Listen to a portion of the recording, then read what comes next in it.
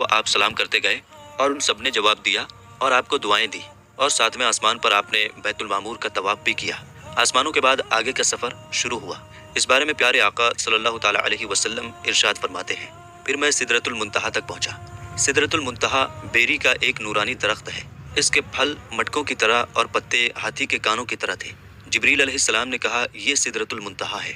وہاں 4 نہریں تھیں، 2 نہریں چھپی ہوئی تھیں اور 2 نہریں ظاہر تھیں۔ میں نے پوچھا، اے جبریل، یہ کیا ہے؟ عرض کیا کہ یہ چھپی ہوئی نہریں جنت کی 2 نہریں ہیں، اور ظاہری نہریں دریائے نیل اور نہر فرات ہیں۔ پھر میرے سامنے بیت المعمور لایا گیا۔ اس کے بعد میرے پاس ایک برتن شراب کا، ایک برتن دودھ کا اور ایک برتن شہد کا لایا گیا۔ میں نے دودھ کا پیالہ لیا تو جبریل علیہ السلام نے کہا، یہ فطرت ہے، اسی پر آپ اور آپ کی امت ہوگی۔ نبی کریم صلی اللہ تعالیٰ علیہ وسلم آسمانوں اور سدرۃ المنتہا کے بعد سفر جاری رکھتے ہوئے ایک جگہ پر پہنچے جسے مستویٰ کہا جاتا ہے۔ وہاں آپ نے قلم چلنے کی آوازیں سنی۔ اس کے بعد آپ براق پر سوار ہوئے تو اس پردے کے پاس آئے جو اللہ تعالیٰ کے قرب خاص میں ہے۔ اچانک اس پردے سے ایک فرشتہ نکلا۔ رسول کریم صلی اللہ تعالیٰ علیہ وسلم نے حضرت جبریل سے پوچھا، یہ کون ہے؟ حضرت جبریل نے کہا، اس ذات کی قسم جس کے قبضے میں میری جان ہے، اس سے پہلے میں نے اس کو نہیں دیکھا تھا۔ یوں اس طرح آپ صلی اللہ تعالیٰ علیہ وسلم سفر کو جاری رکھتے ہوئے ایک جگہ سے دوسری جگہ تک، ایک پردے سے دوسرے پردے تک گئے، یہاں تک کہ ایک ایسی جگہ پر پہنچے جہاں حضرت جبریل رک گئے۔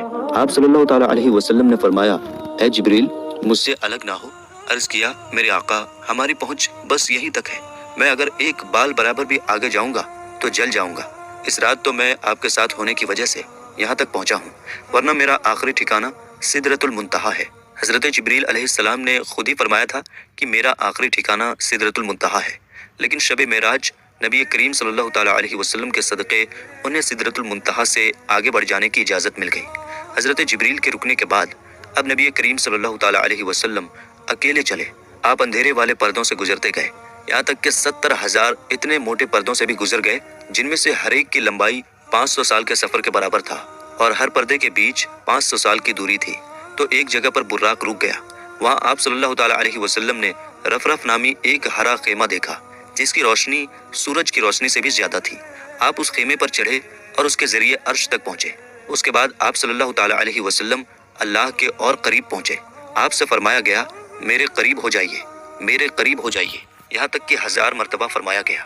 آپ صلی اللہ تعالیٰ علیہ وسلم ہر بار پکارے جانے پر آگے بڑھتے گئے، یہاں تک کہ دنا کی جگہ پر پہنچے، پھر اور آگے بڑھتے گئے اور فتح اللہ تک پہنچے، پھر اور آگے بڑھتے گئے، یہاں تک کہ اپنی منزل کعبہ قوسین اور ادنا تک پہنچے، جیسا کہ اللہ پاک نے قرآن پاک میں ارشاد فرمایا۔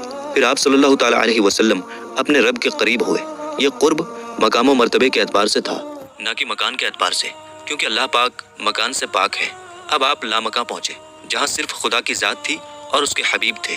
جو قرآن و حدیث میں آیا ہے اس پر ہمارا ایمان ہے، ہمیں اور زیادہ سوچنے اور عقل دوڑانے کی ضرورت نہیں۔ اس کے بعد آپ صلی اللہ تعالیٰ علیہ وسلم نے اللہ کریم کو سجدہ کیا، کیونکہ اس مرتبے کو آپ نے اللہ تعالیٰ کی فرما برداری کے ذریعے حاصل کیا۔ سجدے میں خاص قرب ملتا ہے، جیسا کہ نبی کریم صلی اللہ تعالیٰ علیہ وسلم نے فرمایا کہ اپنے رب کے زیادہ قریب وہ بندہ ہوتا ہے جو سجدہ کرتا ہے۔ اللہ تعالیٰ نے اپنے محبوب کو ہر دن رات میں 50 نمازوں کا تحفہ بھی عطا فرمایا۔ واپس ہوتے ہوئے جب آپ صلی اللہ تعالیٰ علیہ وسلم حضرت موسیٰ علیہ السلام کے پاس پہنچے تو وہ پوچھنے لگے کہ آپ صلی اللہ تعالیٰ علیہ وسلم کے رب نے آپ صلی اللہ تعالیٰ علیہ وسلم کی امت پر کیا فرض فرمایا؟ ارشاد فرمایا 50 نمازیں۔ اس پر موسیٰ علیہ السلام نے کہا، واپس اپنے رب کے پاس جائیے اور اس سے کم کرنے کو کہیے، کیونکہ آپ صلی اللہ تعالیٰ علیہ وسلم کی امت سے یہ نہیں ہو سکے گا۔ میں نے بنی اسرائیل کو آزما کر دیکھ لیا ہے اور ان کا تجربہ بھی کر لیا ہے۔ چنانچہ آپ صلی اللہ تعالیٰ علیہ وسلم واپس اللہ تعالیٰ کی بارگاہ میں حاضر ہوئے اور عرض کیا، اے میرے رب، میری امت پر آسانی فرما۔ اللہ تعالیٰ نے 5 نمازیں کم کر دیں۔ اس پر آپ کئی بار حضرت موسیٰ کے پاس آتے، پھر رب کے پاس جاتے، اور اس طرح 50 وقت کی نمازوں کو کم کرتے کرتے 5 وقت کی نماز رہ گئی۔ آپ صلی اللہ تعالیٰ علیہ وسلم نے رب تعالیٰ کے دیدار کے بعد اپنی امت کے لیے نمازوں کا تحفہ لے کر واپسی کا سفر شروع کیا۔ جب آپ واپس لوٹے تو حضرت جبریل علیہ السلام آپ کے ساتھ رہے۔ چنانچہ حضرت جبریل نے عرض کیا، یا رسول اللہ، بے شک آپ اللہ کی مخلوق میں سب سے بہتر اور اس کے چنے ہوئے ہیں۔ اللہ پاک نے آپ کو اس رات وہ اونچا مرتبہ عطا فرمایا جہاں تک مخلوق میں سے نہ کوئی فرشتہ پہنچا نہ ہی کوئی نبی، بس یہ عزت آپ ہی کے لیے ہے۔ اس کے بعد حضرت جبریل علیہ السلام نے آپ کو جنت دوزخ کی سیر کرائی، ان کے حالات آپ کو دکھائے۔ آپ نے جنت میں جن چیزوں کو دیکھا ان میں حوریں، محلات، جنتی غلام، خادم، چھوٹے بچے، درخت، پھل، کلیاں، نہریں، باغیچے، پھول، حوض، کمرے اور گیلریاں وغیرہ۔ اور جہنم میں جو دیکھا وہ جنزیریں، ہتھکڑیاں یا توق، بیڑیاں، سانپ، بچھو، گدھے کے رینگنے کی طرح کی آوازیں، کھولتا پانی، جلتے دھوئیں وغیرہ۔ آپ صلی اللہ تعالیٰ علیہ وسلم نے واپسی میں جنت اور دوزخ کو دیکھا۔ اس کے بعد آسمانوں سے ہوتے ہوئے بیت المقدس، پھر مکہ شریف، حضرت ام ہانی کے گھر تشریف لائے جہاں سے سفر کی شروعات ہوئی تھی۔ چنانچہ ایک روایت میں ہے کہ آپ صلی اللہ تعالیٰ علیہ وسلم بیت المقدس تک آئے، حضرت جبریل آپ کے ساتھ تھے، پھر آپ وہاں سے مکہ شریف حضرت ام ہانی کے گھر اپنے بستر پر تشریف لائے جبکہ رات کا کچھ حصہ باقی تھا۔ آپ صلی اللہ تعالیٰ علیہ وسلم نے رات گزارنے کے بعد یہ واقعہ لوگوں کو بتانے کا ارادہ کیا۔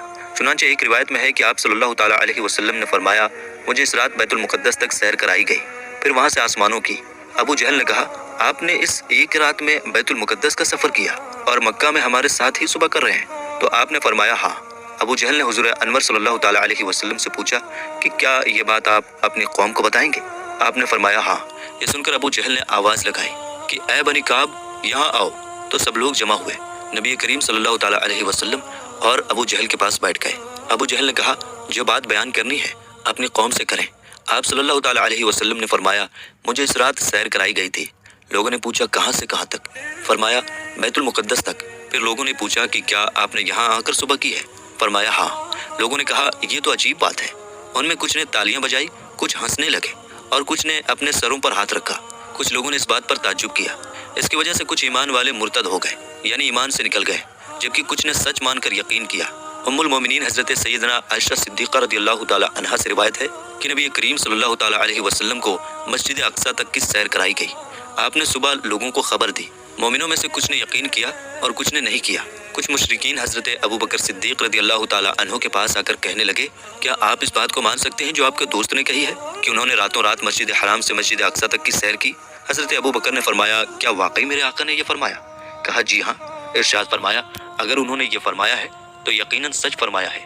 لوگوں نے کہا، کیا آپ اس بات کو مانتے ہیں کہ وہ رات کو بیت المقدس گئے اور صبح ہونے سے پہلے واپس آ گئے؟ فرمایا جی ہاں، میں تو ان کی آسمانی خبروں کو بھی صبح شام مانتا ہوں، اور وہ یقیناً اس سے بھی زیادہ تعجب کی بات ہوگی۔